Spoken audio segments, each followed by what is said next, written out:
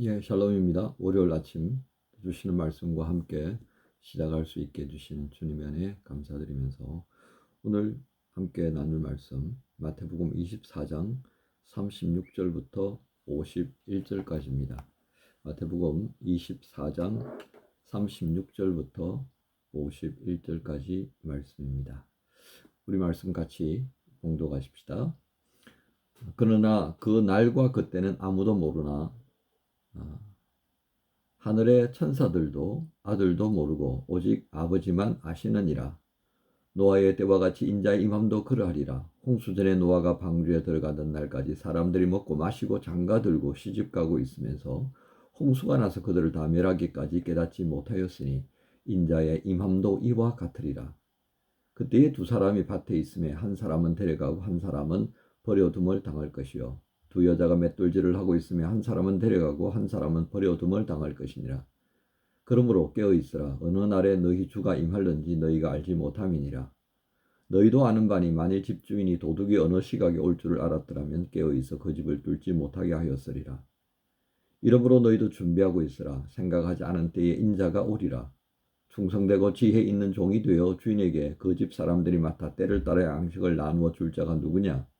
주인이 올 때에 그 종이 이렇게 하는 것을 보면 그 종이 복이 있으리로다.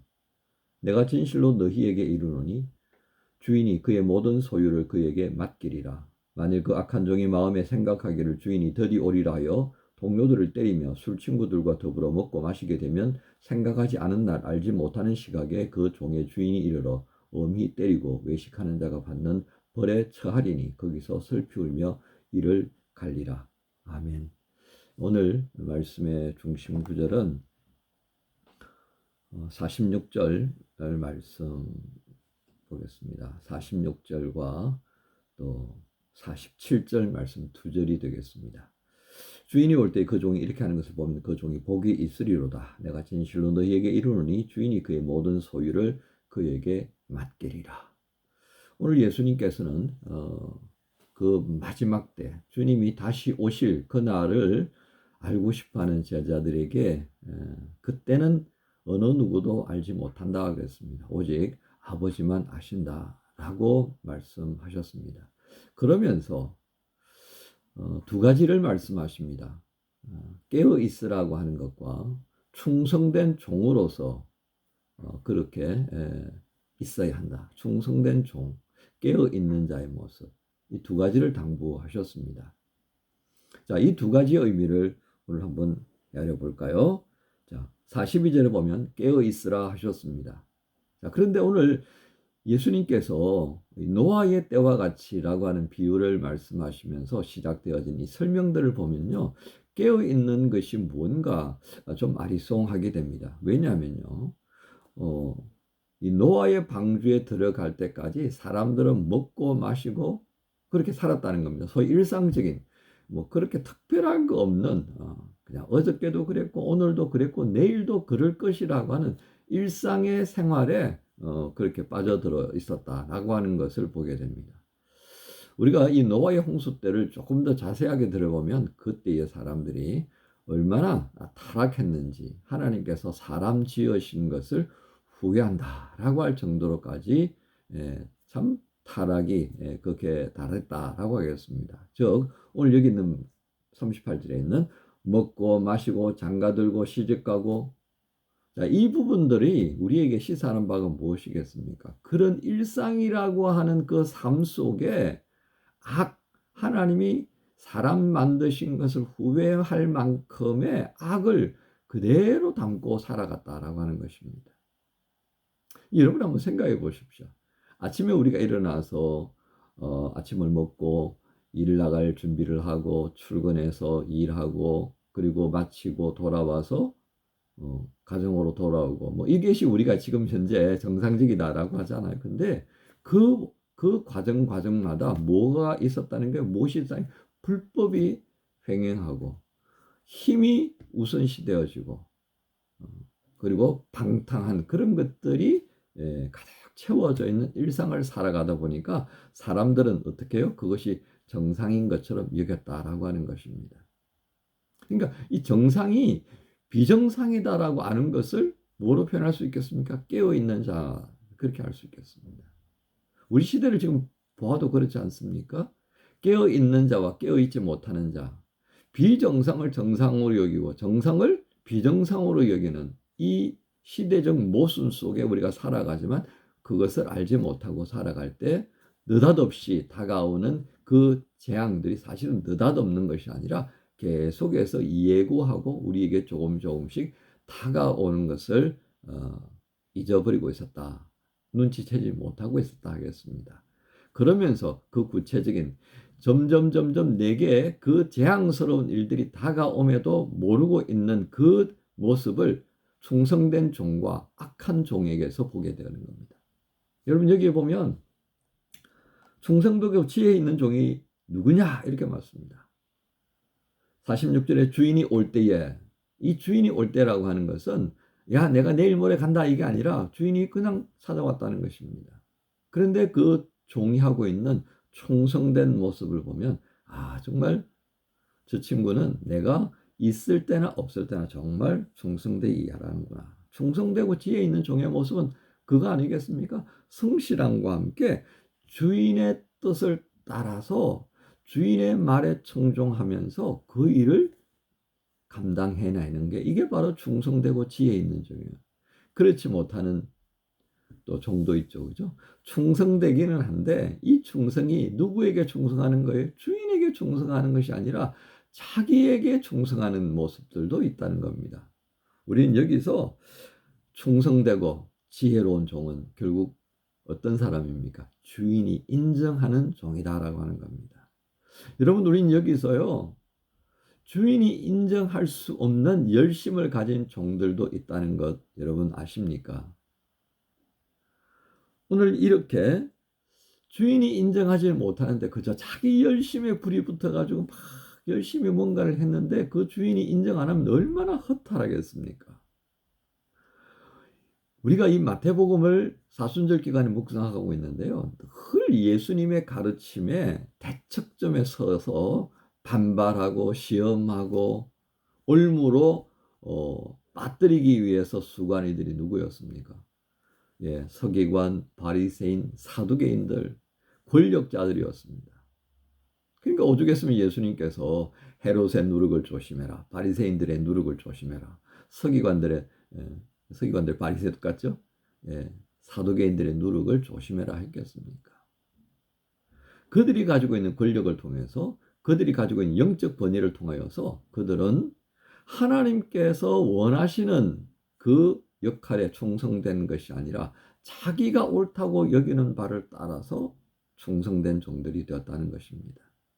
사사기 맨 마지막에 그들에게 왕이 없으므로 각자가 옳다고 여기는 대로 살았다는 겁니다.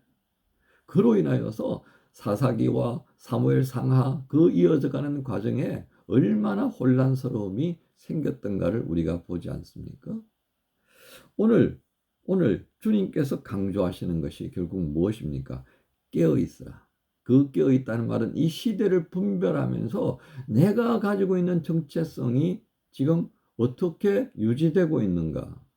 그 정체성은 결국 어떻게 이어져 가야 한다는 것입니까? 충성되고 지혜로운 종으로서의 모습을 늘 유지하기 위해서 상황을 살펴보고 주인의 위탁한 이 명령들을 어떻게 내가 그 역할에 어떻게 내가 바르게 감당할 수 있겠느냐를 고민하는 종들이다라고 하겠습니다.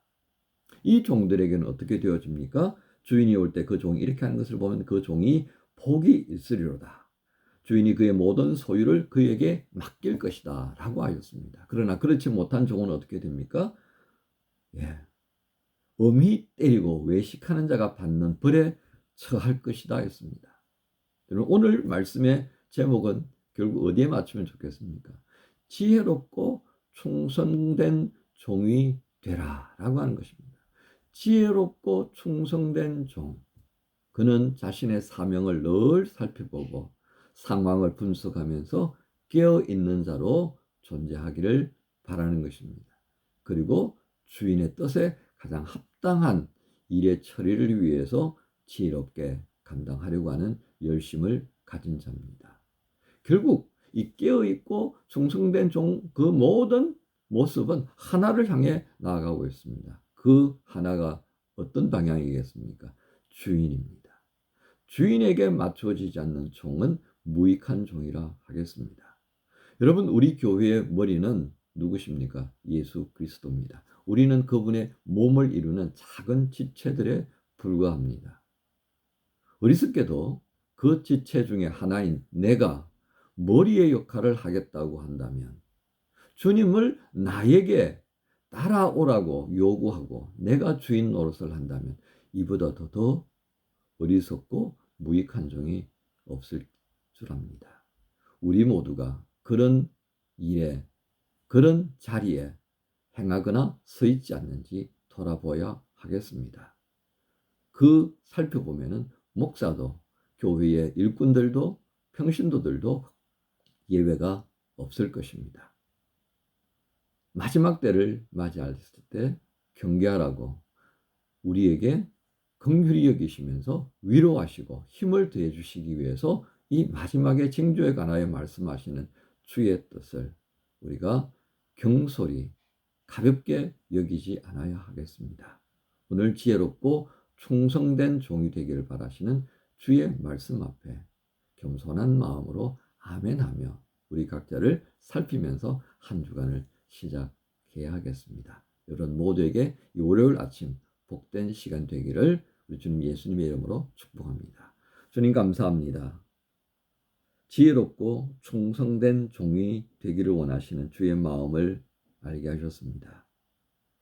그때와 그 시간이 언제인지 알지 못하는 저희들에게 깨어 있어서 맡겨주신 사명, 그 역할에 충성되이 일하며 지혜롭게 일하기를 바라시는 주의 마음입니다.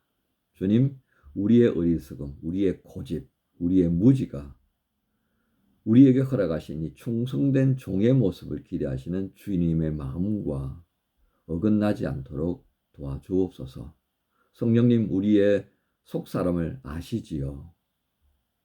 인도하여 주옵소서. 성령으로 충만케 하여 주셔서 성부 하나님의 뜻을 충성되이 감당했던 예수 그리스도의 모습을 닮아가는 복된 사순절 되게 하옵소서. 감사합니다. 예수님 이름으로 기도합니다.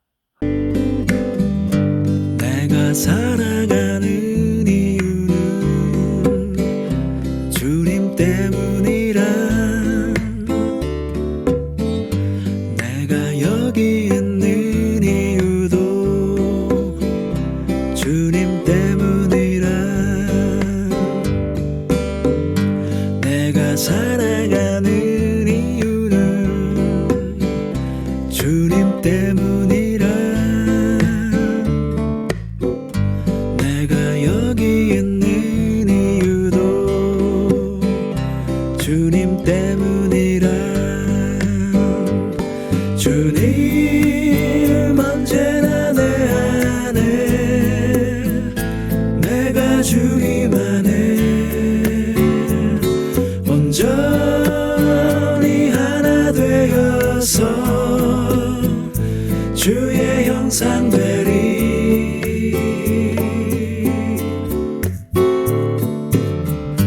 내가 살아가는 이유는 주님 때문이라. 내가 노래하는 이유도 주님 때문이라.